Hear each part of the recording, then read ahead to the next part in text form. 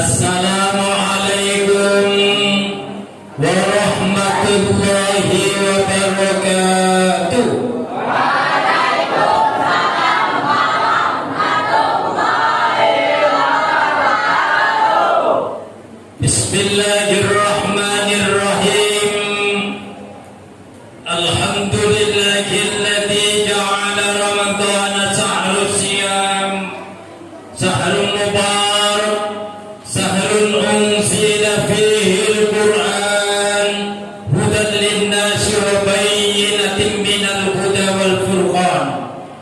Asyhadu an la ilaha illallahul malikul haqqul mannan, wa asyhadu anna sayyidana wa nabiyyana Muhammadan abduhu wa rasuluh ila jami'il anam. Allahumma salli wa sallim wa barik ala sayyidina Muhammadin al-fatih lima ukhliqa wal khatim lima sabaqa wan nasiril haqqi bil haqqi wal hadi ila siratikal mustaqim sallallahu alaihi wa ala alihi wa ashabihi haqqa qadrihi wa miqdarihil azim. Sadaqallahul azim. Hadaratul muhtaramin, para ulama, para kiai, para ustadz, ustazah, pemuka agama, tokoh masyarakat, tokoh pemuda, tokoh wanita, baik sipil maupun TNI Polri yang saya hormati, saya muliakan dan saya banggakan. Takmir Masjid Ar-Ridha beserta seluruh jajarannya yang saya hormati dan saya banggakan. Saya bersama kekuatan besar Kementerian Agama Kabupaten Bulungan, secara pribadi saya bangga karena inilah para pejabat dan JFU Kementerian Agama yang terus menyertai kita selama bulan Ramadan ini. Ada Bapak Kasubag Tata Usaha, ada Kasih PHU Bapak Haji Mursal, ada Kasih Bimas Islam, ini yang punya acara ini Bapak Nasrullah Sarjana Agama, ada Kasih Pontren Bapak, tidak ada ya Kasih Pontren, ada Bapak Lokman Sarjana Agama, ada Kasih Pai, ini yang mulia Bapak Haji Mustaqim SAG MAG, ada Korwas Bapak Haji Samsudin Sarjana Agama MPD, ada penyelenggara zakat dan wakaf yang mulia Bapak Datuk Muhammad Ilyas, ada beberapa JFU banyak ya di belakang itu, ini anggota saya semua ini ya kan? Orang Kementerian Agama ya. Kepada ibu yang saya hormati, ada penyuluh agama ya yang domisilinya di sekitar sini. Kemudian hadirin wal hadirat rahimakumullah. Pertama-tama marilah kita panjatkan puji syukur kehadirat Allah Subhanahu wa taala. Karena dengan rahmat, nikmat dan karunia-Nya Tuhan, alhamdulillah malam hari ini bersama-sama kita melaksanakan sholat isya dan sholat tarawih di malam yang ke-16 bulan suci Ramadan.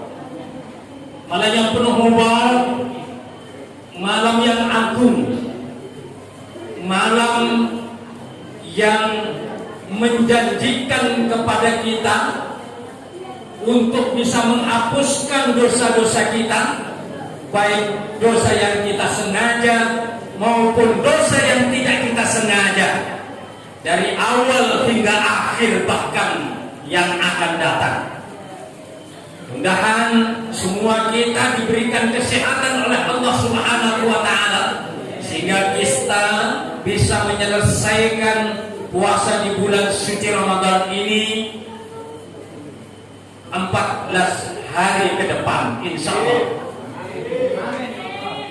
Bapak dan Ibu yang saya hormati, salat muslim. Salawat dan takdim, salawat dan salam semoga tetap tercurahkan keharibaan junjungan kita Nabi besar Muhammad sallallahu alaihi wasallam kepada para keluarga, para sahabat-sahabatnya serta pengikut-pengikutnya hingga akhir zaman nanti. Bapak dan Ibu yang saya hormati, sesuai dengan tema, sesuai dengan acara bahwa malam hari ini kita menyambut Nuzulul Quran. Nuzulul Quran itu 17 Ramadan. 17 Ramadan itu insya Allah besok malam. Oleh karena itu, karena Nuzulul Qurannya itu besok malam, maka kita sambut duluan sekarang di malam ke-16 ini. Ini sudah tepat, ya kan? Apa yang dirancang dan didesain oleh panitia, ya. Karena itu ya keterbatasan saya. Orangnya satu tapi dipecah-pecah sana sini, ya kan? Malamnya hanya satu. Sehingga kita bisa mengawali dulu karena besok pada hari A saya di Masjid Kasimuddin. Masih banyak tenaga-tenaga ahli di Kementerian Agama yang kemudian beliau-beliau ini adalah raja-rajanya panggung, ya kan? Kalau saya bisa sebut itu Haji Mursal. Wah, luar biasa itu ya. Ini yang ditampilkan ini baru yang kecilnya dulu ini masih tersimpan ya kan? Karena jabatannya aja kepala. Tapi kalau cara ceramahnya tidak ada apa-apanya dibandingkan dengan Haji Mursal, ya kan? Beliau lagi ada lagi Haji Muhammad Mustaqim, ya kan? Ini penceramah ulung ini, ya kan? Jadi saya bawa, ya kan? Menyertai saya. Nanti kalau saya berhenti di tengah jalan, beliau yang mau melanjutkan itu, ya. Lihat, Bapak dan Ibu yang saya hormati, ya kita karena sudah tarawih, ya kan? Sudah tarawih kita santai-santai aja, ya kan? Santai-santai ya paling tidak sampai jam 12 lah, ya. Iya, ya. Jadi Nuzulul Quran itu di mana Al-Quran diturunkan oleh Allah Subhanahu wa Ta'ala. Al-Quran diturunkan oleh Allah Subhanahu wa Ta'ala di malam 17 Ramadan. Ya. Di malam 17 Ramadan. Ya. Ini adalah satu peristiwa yang spektakuler.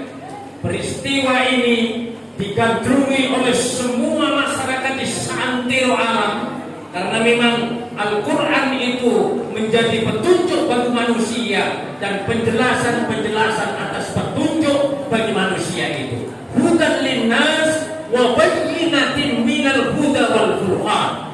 Al-Quran itu menjadi petunjuk bagi manusia dan penjelasan-penjelasan atas petunjuk itu.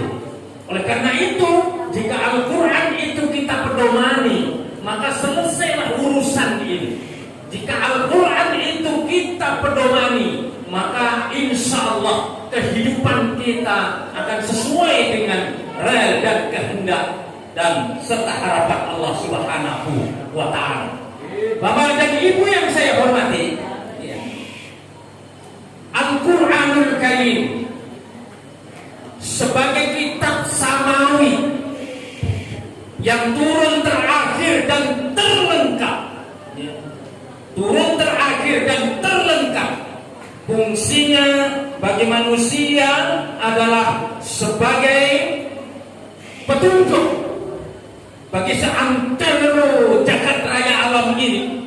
Petunjuk bagi manusia dan penjelasan-penjelasan atas petunjuk itu bagi seantero manusia di jagat raya ini. Tak terkecuali. Jadi Al-Quran itu bukan kita pahami hanya untuk orang Muslim saja, tetapi Al-Quran itu konteksnya hudal linnas, ya, petunjuk bagi manusia, wa bayyinatin minal huda wal furqan, ya, dan penjelasan atas petunjuk itu, ya. Hudan linnas, bukan hudan lil mu'minin dan hudan lil muslimin, ya kan gitu. Hudan linnas. Oleh karena itu maka saya ingin menjelaskan dua fungsi Al-Quran. Al-Quran adalah kitab samawi, turun terakhir ya, kemudian terlengkap sebagai petunjuk bagi manusia ya, dan penjelasan-penjelasan atas petunjuk itu. Kepada siapa Al-Quran itu menuju sasaran untuk memberikan petunjuk, begitu bahasanya. Maka Al-Quran itu akan menyasar kepada dua. Yang pertama, hudan lil mu'minin, petunjuk bagi orang-orang yang mukminin. Kemudian yang kedua, hudan linnas, petunjuk bagi manusia. Bapak dan Ibu yang saya hormati, ini bisa ditangkap ini? Saya bisa ditangkap ini? Kok kayaknya saya bicara sendiri? Iya. Iya. Jangan Bapak nanti terlalu apakah gitu? Masih ada ibunya? Oh iya masih. Iya, karena terhalang oleh dinding saja ya. Iya. Bapak dan Ibu yang saya hormati, Al-Quran itu terdiri dari 6.666 ayat, kemudian 114 surah dan 30 juz. Sebegitu banyaknya itu disebut, maka tidak sedikit orang-orang yang mampu menghafal Al-Quran. 6.666 ayat, kemudian 114 surah dan 30 juz. Luar biasa ini karena Allah yang menjaga dan yang memelihara, maka rasa-rasanya sulit untuk dihafal bagi manusia seperti kita. Ya. Mari bersama-sama kita yang pertama itu membahas akan sasaran Al-Quran itu. Yang pertama, hudan lil mu'minin, petunjuk bagi orang-orang yang mukmin. Bapak dan Ibu yang saya hormati, mungkin kita bisa bertanya, orang-orang mukmin itu kan sudah clear. Saya sering ceramah, kalau orang itu sudah pada tangga mukmin itu clear, sudah clear, dijamin oleh Allah Subhanahu wa taala masuk surga. Orang-orang yang sudah pada tangga mukmin, ya, mukmin. Karena mukmin itu tagline-nya takrirun bil qalbi wa iqrarun bil lisan wa amalun bil arkan. Artinya apa mukmin itu? Diyakini dalam hati, ya. Lalu kemudian diucapkan dengan lisan, kemudian diamalkan dengan perbuatan. Itu mukmin. Jadi kalau mukmin itu pasti sholat, kalau mukmin itu pasti puasa. Tapi muslim belum tentu puasa, iya kan? Banyaknya orang muslim, tapi banyak pula orang muslim itu tidak puasa. Poso orang, iya kan? Poso orang, tapi bukanya, iya kan gitu. Poso orang, tapi sahur ya kan begitu. Itu muslim namanya. Tetapi kalau dia mukmin, clear. Mukmin itu clear. Mukmin itu masuk surga. Karena mukmin itu puasa, mukmin itu sholat, mukmin itu zakat, mukmin itu haji, mukmin itu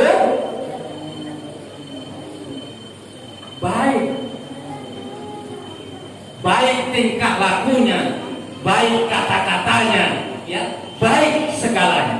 Oleh karena itu saya menyampaikan mukmin itu clear. Kalau belum clear, berarti dia tidak berada pada posisi mukmin.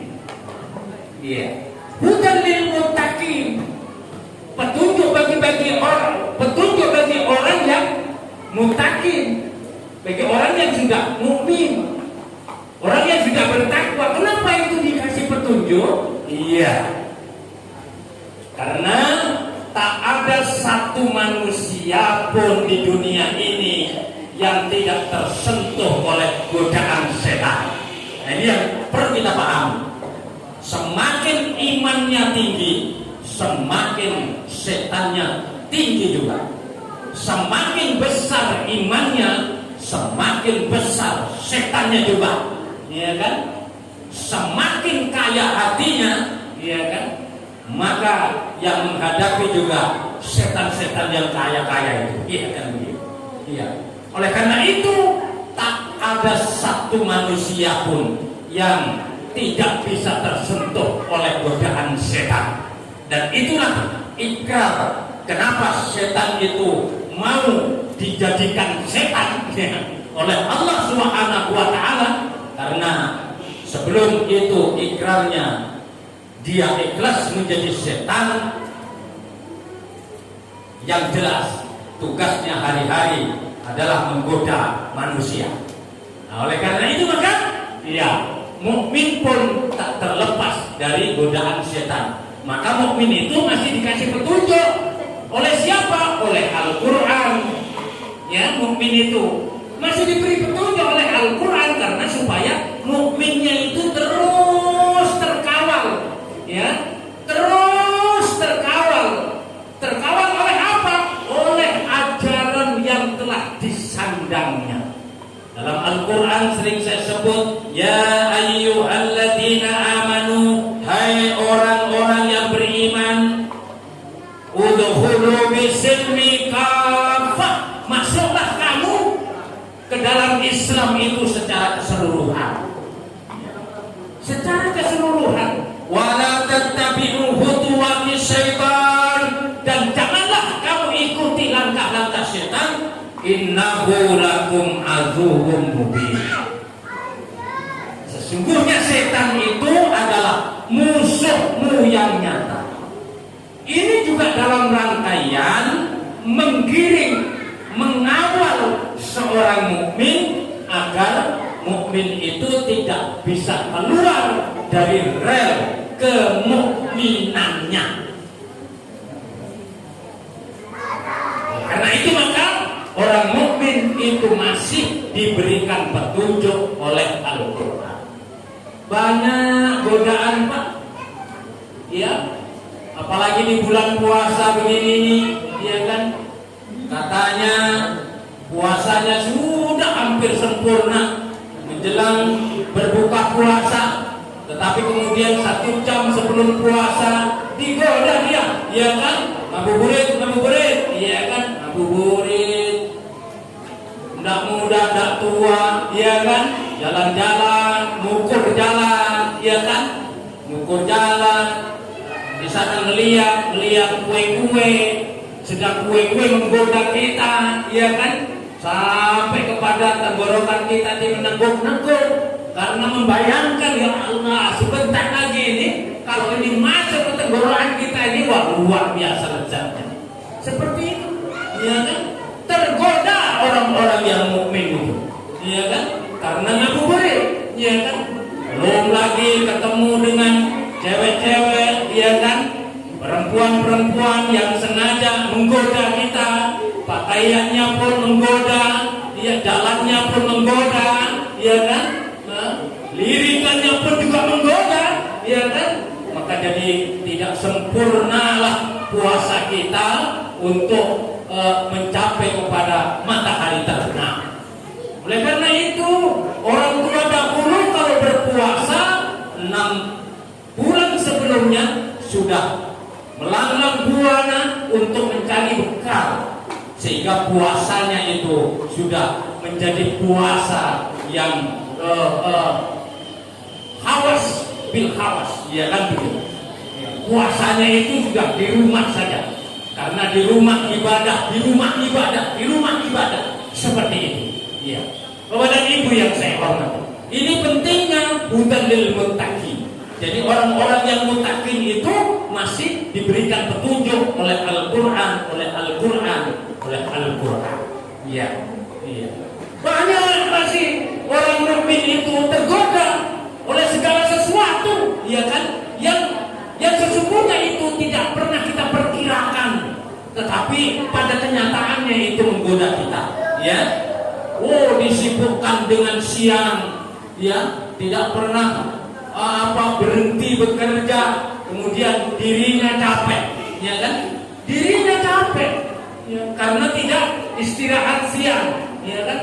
Tiba-tiba tidurnya kebablasan, ya kan? Dia tidak bangun malam, ya kan? Dia tidak sholat malam karena memang kecapean. Hal-hal semacam ini termasuk bahagian dari hutuwatis syaitan, ya kan? Hutuwatis syaitan, ya, godaan-godaan setan, ya. Karena itu maka kita harus mampu memanage agar kehidupan di bulan Ramadan ini sedikitlah berbeda dengan kehidupan di luar bulan Ramadan. Ya. Bapak dan Ibu yang saya hormati, orang kantoran itu juga tidak ada rambu-rambu, hampir praktis tidak ada rambu-rambu, ya kan? Pimpinannya juga agak melonggarkan dikit aturan-aturan, ya kan? Kalau siang tidak ada itu tidak dicari, ya kan? Karena paham mungkin dia lemes di rumahnya itu, ya kan begitu. Begitu saja, ya kan? Ya. Ya. Tetapi kalau nanti habis Ramadan, nah itu kalau tidak ada pasti dicari, ya. Nah, begitu. Bedanya seperti itu. Oleh karena itu maka ini menjadi petunjuk-petunjuk bagi orang-orang yang muttaqin. Ya. Kemudian yang kedua, hudan linnas. Hudan linnas ini petunjuk bagi manusia. Jadi saya ingin menyampaikan ini bagaimana Al-Quran itu menaungi semua manusia di dunia ini tanpa melihat agama, suku, ras, pokoknya semuanya diberikan naungan, ya kan? Diberikan petunjuk oleh Al-Quran. Satu contoh misalnya, wa aqimul wazna bil qisti wa la tuhsirul mizan. Dalam Ar-Rahman, surat Ar-Rahman ayat 9. Dan tegakkanlah timbangan itu secara adil, ya kan? Dan kamu jangan mengurangi neraca itu. Ini penting, ya. Ini penting. Begitu Al-Quran menyuruh kepada manusia agar mampu menegakkan timbangan itu dengan adil. Kalau sekilo ya sekilo, ya kan? Jangan sekilo lalu 9 on. Nanti kan akan terjadi sesuatu yang tidak diinginkan, ya. Ya. Kalau kemudian 1 kuintal ya 1 kuintal, ya kan? Jangan kemudian berbeda, sebutannya 1 kuintal tapi kenyataannya tidak ada, ya kan? Sebutannya 10 kilo tapi kenyataannya hanya 9 kilo. Hati-hati beri beras kemasan.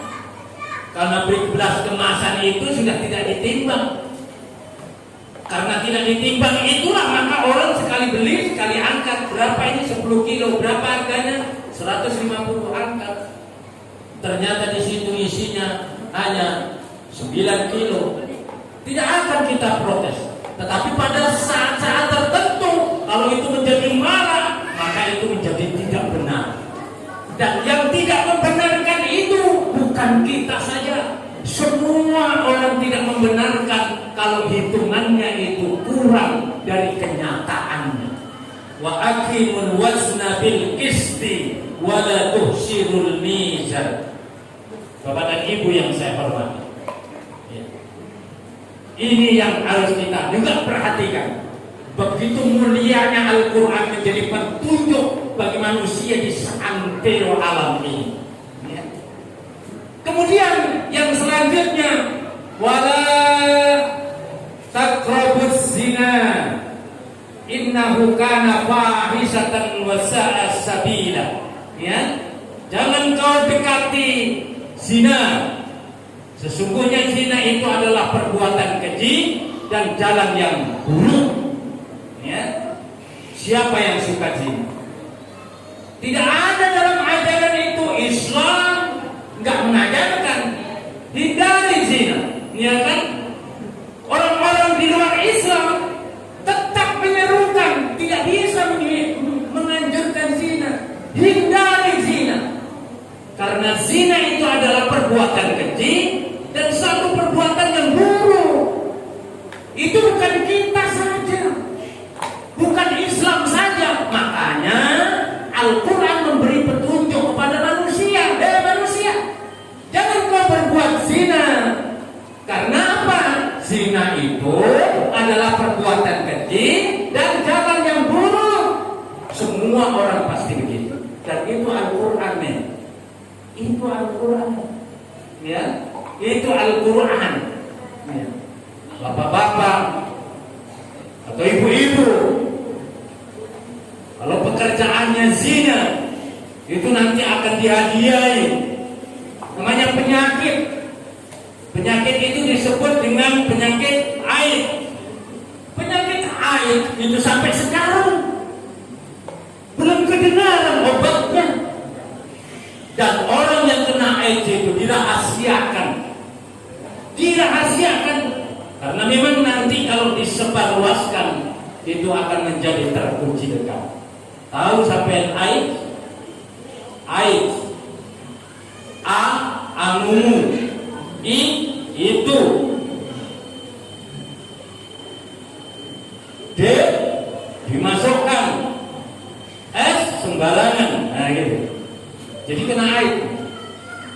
Anumu itu dimasukkan sembarangan, itu kena AIDS, ya kan?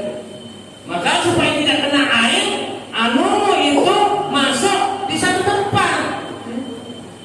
Tempatnya di rumah, sudah punya sendiri-sendiri kan? Nah, kalau sudah punya sendiri-sendiri, jangan coba-coba memasukkan ke tempat yang lain. Nanti insya Allah kena penyakit AIDS. Ya. Bapak dan Ibu yang saya hormati, ini artinya apa? Al-Quran memberi petunjuk bagi manusia semuanya, bagi manusia semua, tak terkecuali kita, ya, tak terkecuali kita, ya. Kemudian selanjutnya, wal yahzal ladzi law taraku min khalfihim dzurriyyatan di'afan khafu 'alaihim. Dan hendaklah takut kamu seandainya kamu meninggalkan di belakangmu anak-anak yang lemah, dan kamu khawatir akan masa depannya. Yo, saya ingin tahu, seandainya ini ada ceramah umum itu, ada orang-orang yang bukan Islam, ingin saya tanyakan, takut kepada Allah apabila mereka meninggalkan di belakangnya anak-anak yang mengkhawatirkan akan kehidupannya, sehingga kita semua ini banting tulang, siang jadikan malam, malam balik jadi siang. Untuk apa? Bekerja untuk anak kita, bekerja untuk anak kita agar anak kita nanti tidak lemah. Tidak lemah apanya? Lemah itu diprediksikan ada lemah ekonominya, lemah ilmu pengetahuannya, lemah IQ-nya, lemah masa depannya. Maka tak ada satu orang pun di antara kita yang kemudian ya hanya sekedar pandai saja membuat anak, tapi tidak pandai mendidik anak. Tidak ada itu. Pasti anaknya disekolahkan. Bahkan ada anekdot, bahkan ada statement orang tua, ya, biarlah nak bapak seperti ini, tapi yang penting kamu jangan seperti bapak, harus harus lebih tinggi lagi pendidikannya, lebih meningkat. Ini yang menjadi konsen kita terhadap dakwah-dakwah masa depan. Kalau bapaknya pelaut, anaknya tidak usah pelaut. Bapaknya merengge, anaknya tidak usah merengge. Merengge bapaknya itu dapat duit untuk biaya sekolah anaknya.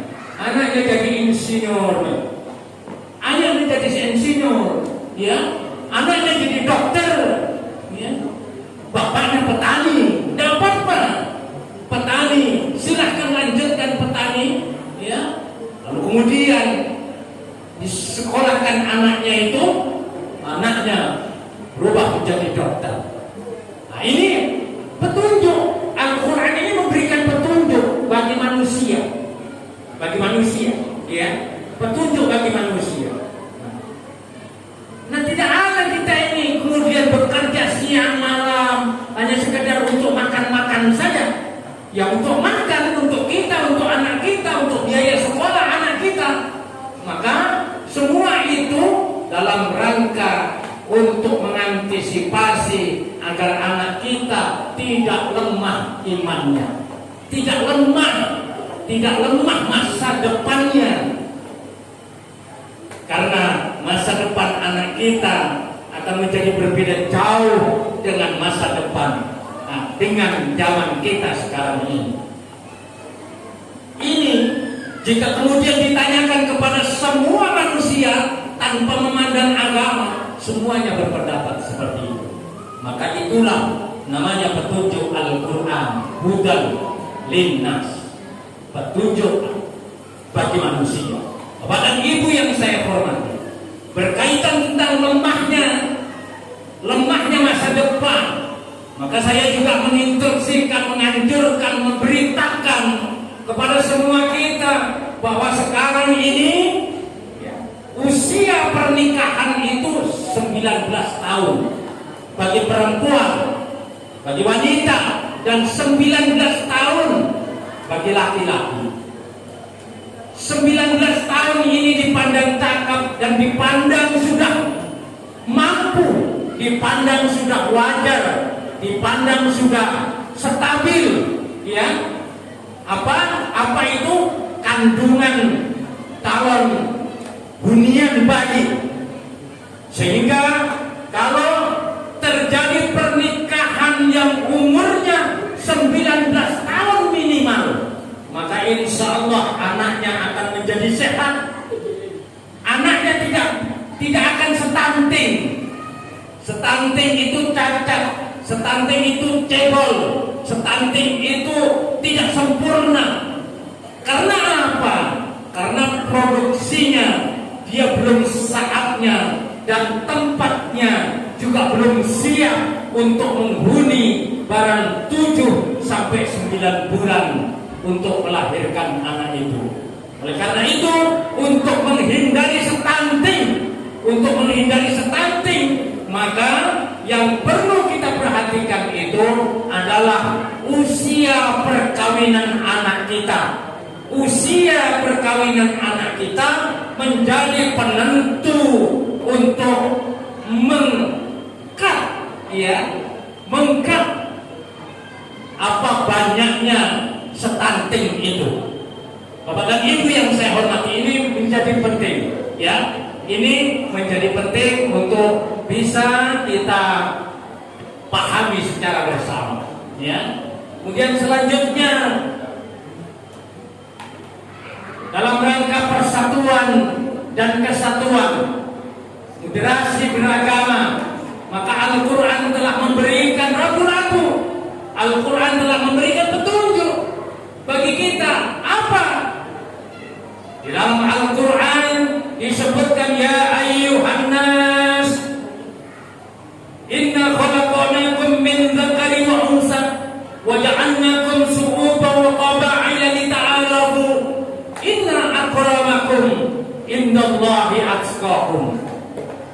Hai manusia, aku ciptakan kamu laki-laki dan perempuan. Aku jadikan kamu bersuku-suku dan berbangsa-bangsa. Apa gunanya? Agar kamu lita'arafu, saling kenal mengenal. Maka tidak ada manusia yang paling baik di depan Allah kecuali mereka yang taat untuk mengerjakan agamanya. Oleh karena itu maka jika kita manusia sempurna, maka tidak ada sekat-sekat permasyarakatan kita dengan manusia yang lainnya tanpa melihat agama. Tetapi jika kemudian kita ta'aruf kepada Allah, takarruf kepada Allah, kembali kita masing-masing, ya, yang agama Islam sesuai dengan aturan agama Islam, yang agama selain Islam sesuai dengan aturan agamanya. Tetapi begitu di pekerjaan, di masyarakat berbaur mereka sama, karena mereka itu juga suku dan bangsa yang satu. Suku dan bangsa yang satu. Ini menjadi pemahaman kita yang kini oleh Kementerian Agama dirajut menjadi yang bernama moderasi beragama. Ya. Bapak dan Ibu yang saya hormati, diciptakan suku, ada suku Bugis, ada suku Jawa, ada suku Bulungan, ada suku Dayak, ada suku macam-macam Buton dan lain sebagainya. Semuanya itu diberikan kelebihan dan kekurangan. Yang lebih memberikan yang kurang minta kepada yang lebih, sehingga menjadi sempurna. Iya, orang Jawa berbaur dengan orang Bugis, orang Jawa berbaur dengan orang Buton, iya kan? Orang Jawa berbaur dengan orang Banjar, orang Jawa berbaur dengan semuanya, iya kan? Dan sebaliknya. Saya beberapa waktu yang lalu di depan Tias itu terus maju terus, ada tambak di sana. Tambak itu tidak ada satu orang pun selain orang Bugis, semua orang Bugis, ya kan? Kalau dia bicara Bugis, saya sudah melongo saja. Tetapi tidak apa-apa, begitu waktunya makan keluar makanan, makan kita, iya kan begitu. Iya, saya nginap bersama istri saya di sana satu malam. Ya kan?